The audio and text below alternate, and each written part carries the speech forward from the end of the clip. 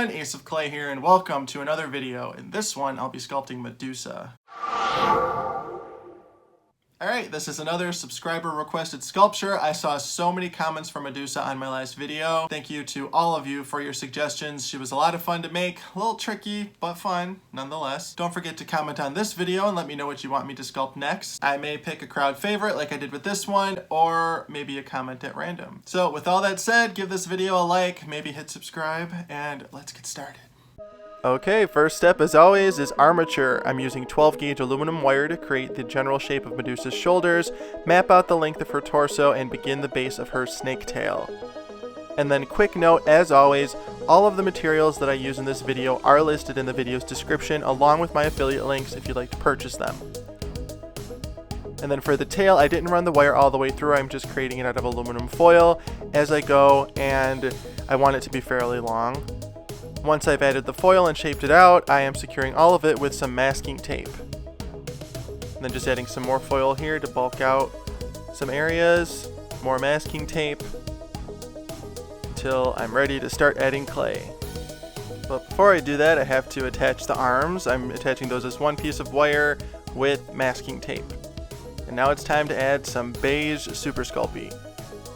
And to get nice, even pieces of clay like this, I just rolled it right through my pasta machine.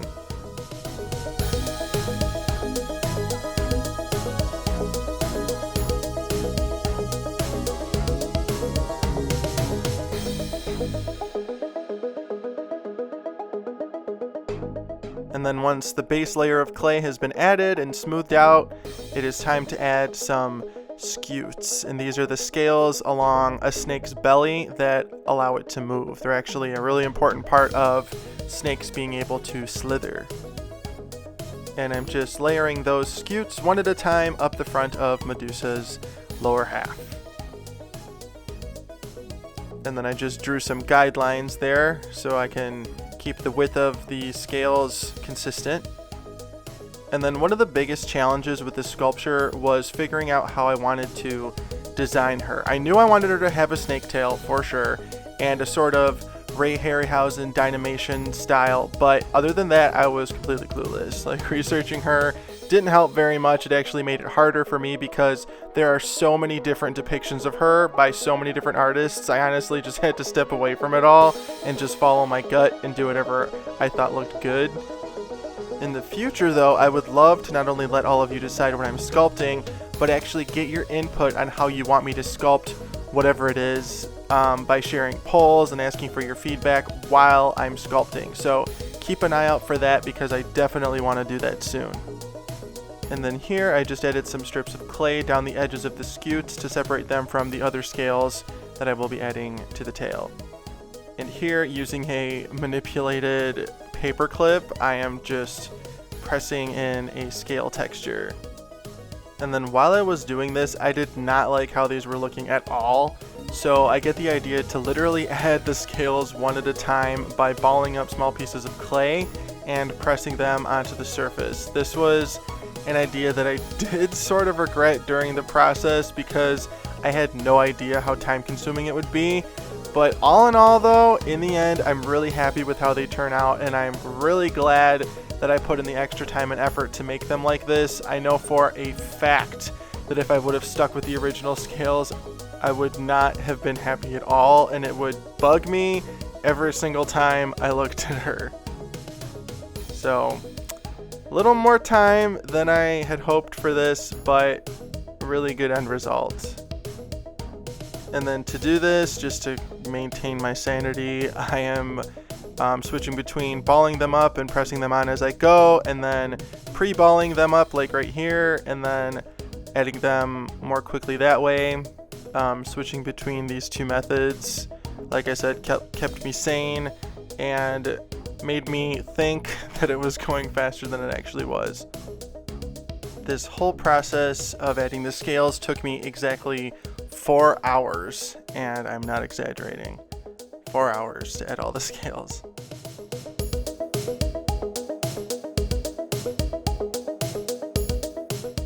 And then here, to make the top of her tail a little more interesting and speed up the process, let's be honest, I'm adding larger scales that taper out into the smaller ones that I've been adding.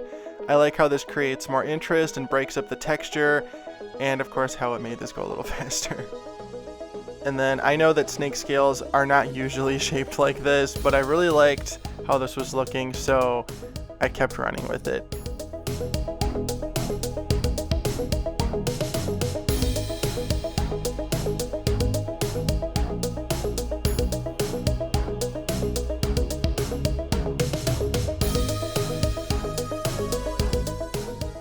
And they're done, thank God. Okay, now for the last step to finish off the tail, I'm adding some translucent liquid Sculpey all over the surface of the scales along with some clay softener to thin that out. And then I brush all of this around to fill in the gaps between the scales. This really adds a nice touch to the texture and makes it look much more refined. I'm very happy with how this turned out. And then after pre-baking for the full cure time of 15 to 20 minutes at 275 degrees Fahrenheit, it's time to start her torso.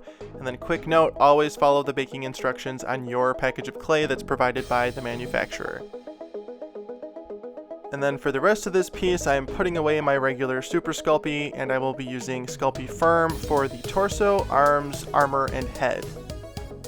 And I'm going with Sculpey Firm just because I love the control that it gives me, and since I'm still not sure what I want to do with her, it's harder to smash it when you're still working, and the opaque gray color really does a great job of showing details, and honestly it really just helps me feel more in control over what I'm doing.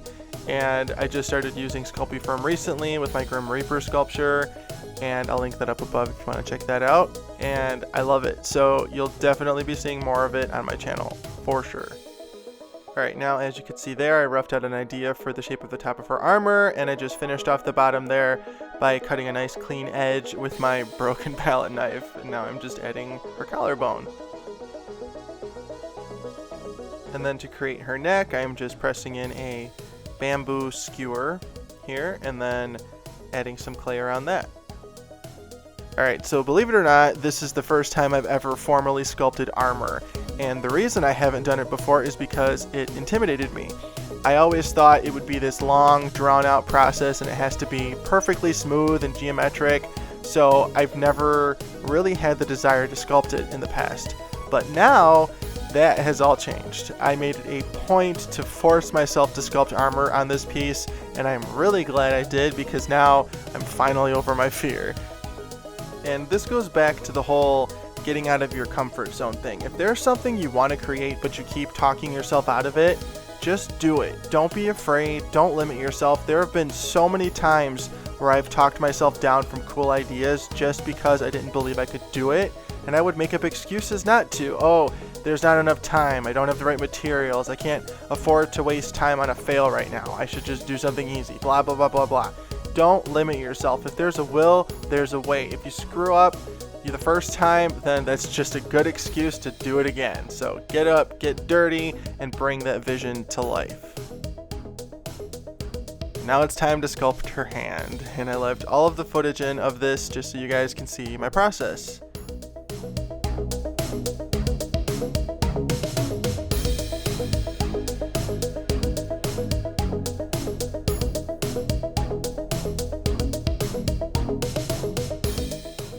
And I want her to be in this sort of stuck-up fancy pose, like she thinks she's better than you, like a Disney villain of sorts, if you will. Now it's time to start the armor. In forcing myself to make armor for her, I found out that I actually really enjoy it, especially the style that I use here. I want her to have a fancy breastplate with embossed designs all over it, and here I am just detailing everything like crazy, and I am really enjoying the process because it's finally coming together. I can finally see the light at the end of the tunnel, and I'm really happy with how it turns out. That's looking pretty good.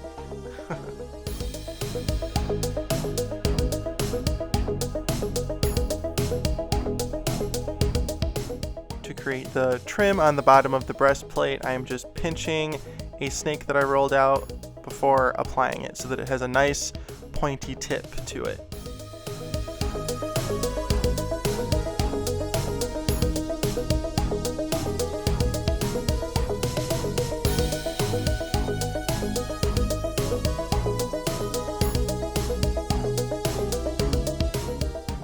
I'm adding some fancy embossing details. These were a lot of fun to do. Little tricky because they were so small and I don't do well with really small stuff, but I make it work somehow and I really enjoyed it.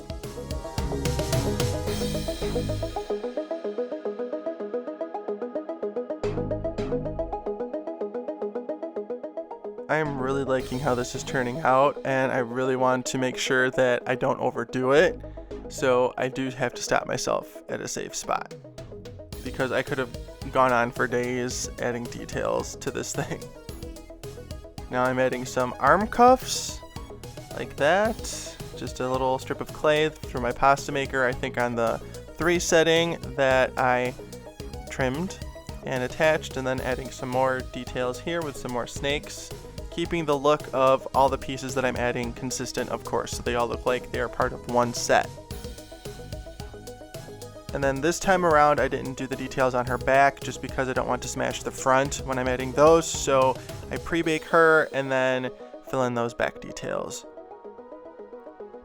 Next step here, as a nod to Ray Harryhausen and his version of Medusa in Clash of the Titans, I'm going to make mine with a bow and arrow as well, as opposed to a sword and shield or nothing at all. So I'm just covering a piece of 12 gauge aluminum wire with some Sculpey Firm, shaping out how I want the bow to be.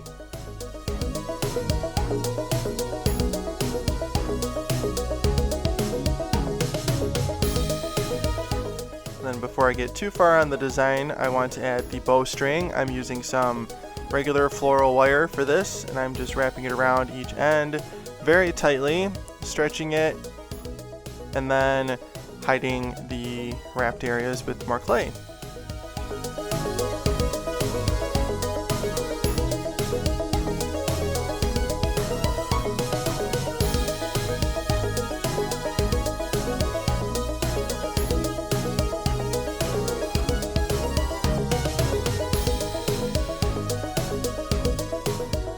And then here I'm just playing with a couple different designs for the bow, trying to figure out what I want to do. I make a snake, wrap that around it, not feeling it, so I end up arriving at a solution where the bow is actually a snake with a head on each end. So I thought that was kind of a cool idea. I wanted it to be not really a focal point, so I didn't want it to be too bulky, but I did want you to notice it, so I felt like that was the best method for that.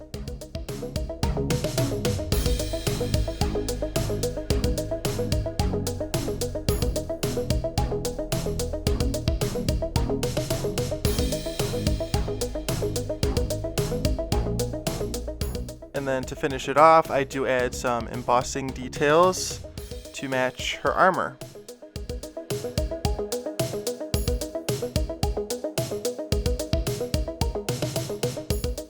And that's looking pretty good. I'm happy with it. Now for this sculpture, I'm going to show you a different method for sculpting eyes. This method involves pre-baking the eyeballs, adding them to the sculpture, and then sculpting around them. This is a great method because it allows you to do whatever you want around the eyes without the risk of smashing them. Normally, I sculpt them into the head, but I want to show you guys something different. And then I'm sculpting her other hand right here. Alright, now it's time to start her head. I'm just adding some Sculpey Firm over a ball of aluminum foil, and then I push a skewer into the bottom of it so that I can hold it, and now I'm making the indents for the eye sockets with a large ball stylus, and then adding my pre-baked eyes. Firmly pressing those in, getting them in the right position. Bringing up the forehead, adding the jaw, smoothing everything out, bulking out that forehead a little bit more just so the eyes are more recessed. And then once all those parts are done, it's time to add the eyelids. Like I said, I'm not worried about smashing the eyes, so I can screw up the eyelids as much as I want. Adding the lower lid here, blending it all in with my spoon tool, and repeating the same process on the other eye. Of course, the second eye always takes longer than the first. Always works out like that.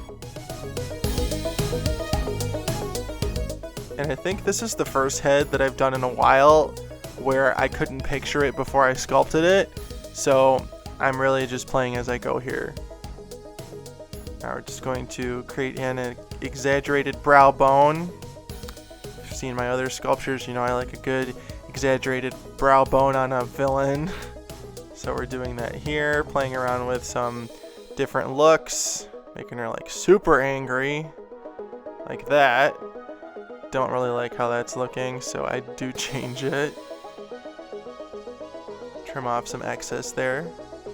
Using my color shapers, my spoon tool, my dental explorer tool, ball styluses, whatever it takes to get the job done. Now it's time for the lips. I'm creating the bottom lip first, pressing out the shape of it in my fingers, and then adding it to the sculpture and blending it in. Now for the top lip, adding that on and blending it in as well.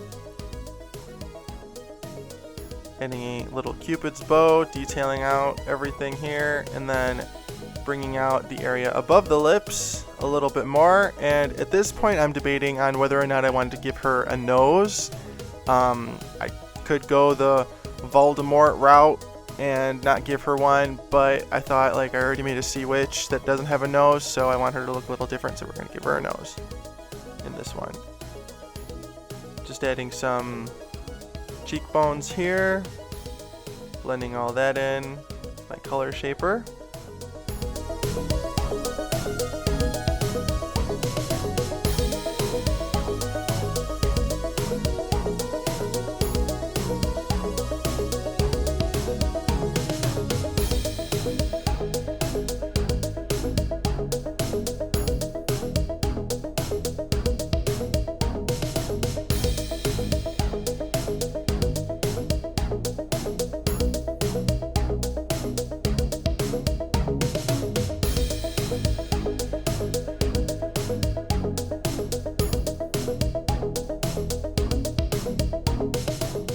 Now it's time for her nose, and I'm just shaping it out roughly before adding it to her head, trying to make sure that I get the right size and shape that I want, and I do want it to be a little snarly looking.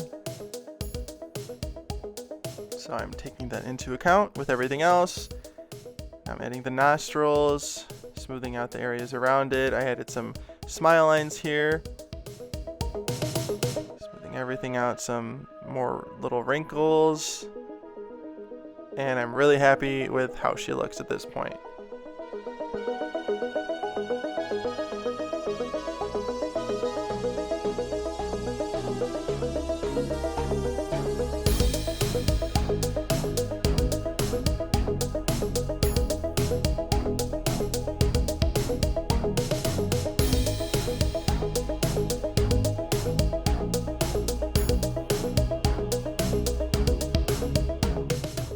Cool. I ain't mad. And then before I bake her, I'm just brushing the surface with some clay softener to remove fingerprints. And then I attached her hand off camera just because it was stressing me out and I didn't want the camera to be in my way. It wasn't anything crazy, you're not missing out. I just wrapped the wire around the bow and then added her hand on top of that and smoothed everything out. So really it was a lot easier than I thought it was going to be. I probably could have filmed it, but I didn't, just to be safe. Then I added a couple more cuffs like that, detailing those out, and then adding some more embossed swirls to those as well. Really happy with how these look. I really feel like these just finished her off.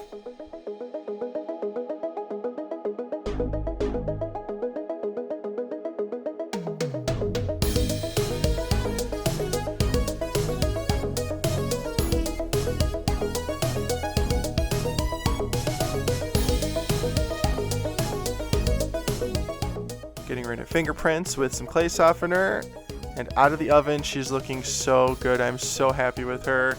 Time to attach the head. I just added a little bit of bacon bond, added the head to the skewer, and now I'm connecting the head to the neck with a little piece of clay like that and using my firm rubber tool to smooth that out.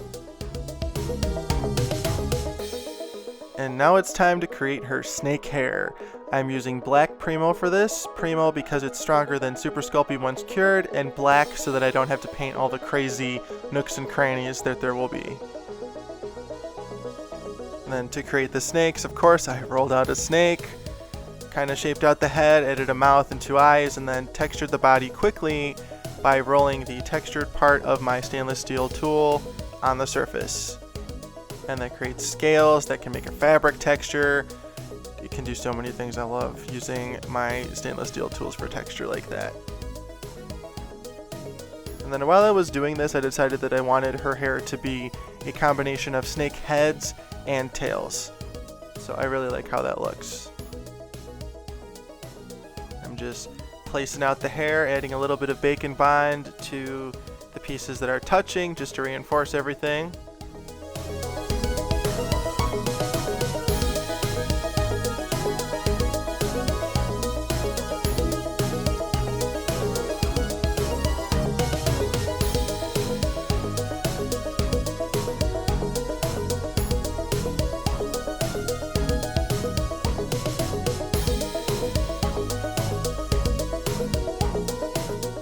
Now it's time to create her quiver.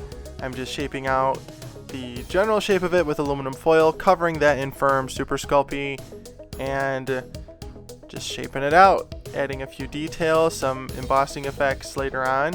And then to create the arrows, I'm using toothpicks. I trim off the pointy end, add a little bit of bacon bond, and finish off the details in clay.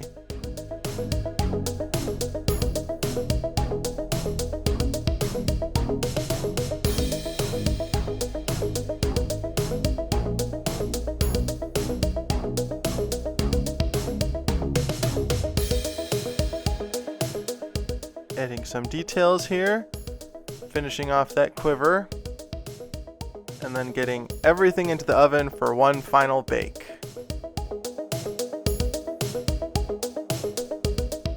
And once she's out and completely cured, cooled down, it's time to paint. I will be using an assortment of folk art paints.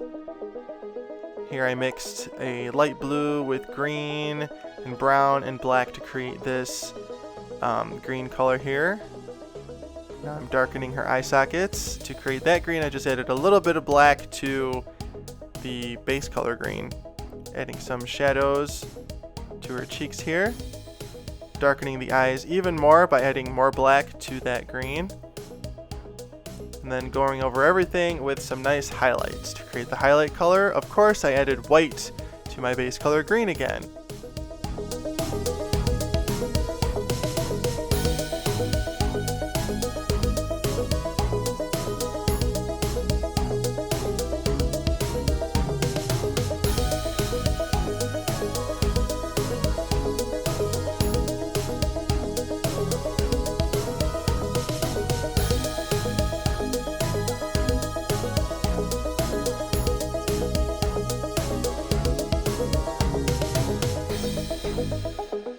Now it's time to paint the whites of her eyes. I'm not too worried about these being perfect just because I'm going to go back around with some black to clean up the edges. Getting those nice and finished. I'm going in with that black. Really chisel these eyes out. And I leave the eyes completely white. And then I forgot to hit recording when I was painting her lips, so I apologize. Here's me pretending to paint them for a second. Alright, now it's time to paint her armor. I'm using, I believe this is brown, black, and white I used to create this color. And I'm just painting the entire surface of the armor with this. And then this is going to create a nice base for the metallic that I will be adding.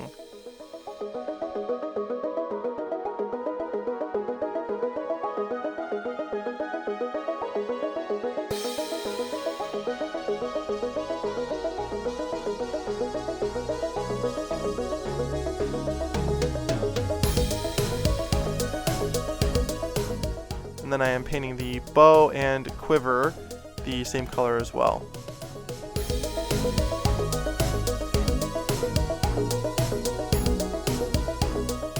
Now it's time for that first satisfying coat of metallic. I'm using Folk Art Chocolate Brown metallic paint.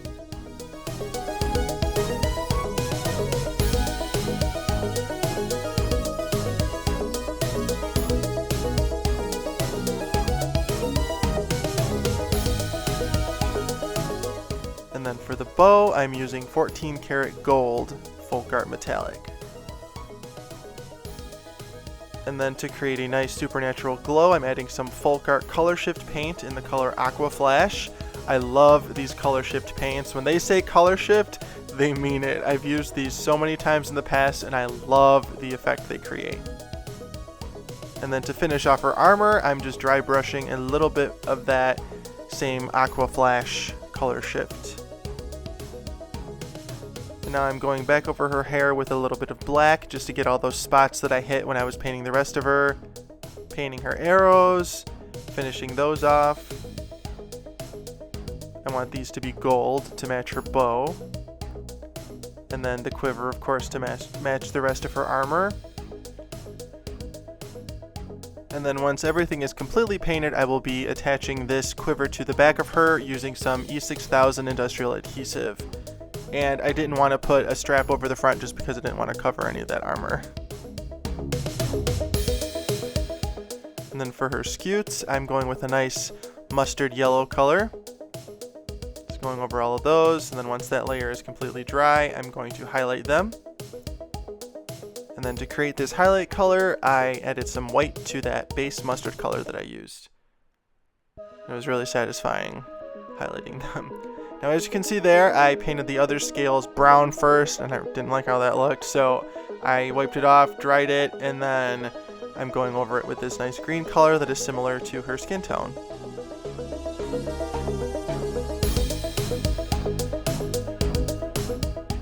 Going in with a finer paintbrush here to finish off the scales in the front so I don't get any green on the scutes. Now I'm going to use an effect called antiquing to create some shadows in the scales. This is just some watered down dark brown. And I'm just brushing it on and wiping it off with a paper towel. And this really gives some dimension to the scales, really makes them pop. I put so much work into those scales, I want you to be able to see them from outer space, okay? So we're gonna make them as detailed as possible with this paint. Alright, now I'm going to highlight them with some light green. I created this by adding white to my base green. And I'm just dry brushing this on, trying not to overdo it, and making them as even as possible. This really heightens the details of those scales. I love it. This was such a satisfying process. And then the last thing to paint on her is her snake hair. I am just lightening it a little bit with a greenish gray color that I created, and then I work my way up to a lighter green eventually. And then once those coats are done, I'm using some more of that color shift Aqua Flash from Folk Art to really make that hair pop. And I love how this is looking. I'm so happy with it. And to finish off the tail, I lied. This is the last thing I paint, I think. I'm just dry brushing some 14 karat gold Folk Art metallic onto that surface. And like I said before, I attached the quiver with some E6000 industrial adhesive, and she's done. I am so happy with how she turned out. Let me know what you think in the comments.